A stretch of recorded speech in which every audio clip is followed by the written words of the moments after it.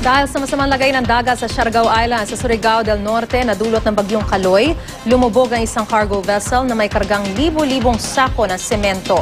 Sa kabutihang palad na iligtas ang lahat ng sakay nito. May ulat on the spot si Bam Alegre. Bam? Paris, naglandfall na sa Caraga region ng bagyong Kaloy, partikular na sa Tandag, Surigao del Sur, at nagdala ito ng malakas na ulan sa mga kalapit na lugar. Katulad dito sa Surigao City, sa pagbabantay ng Provincial Disaster Council ng Surigao City, wala pa namang insidente ng malalang pagbaha. Pero patuloy silang nakaantabay sa anumang pangyayari. Naka-preposition na rin ang kanilang rescue supplies at equipment.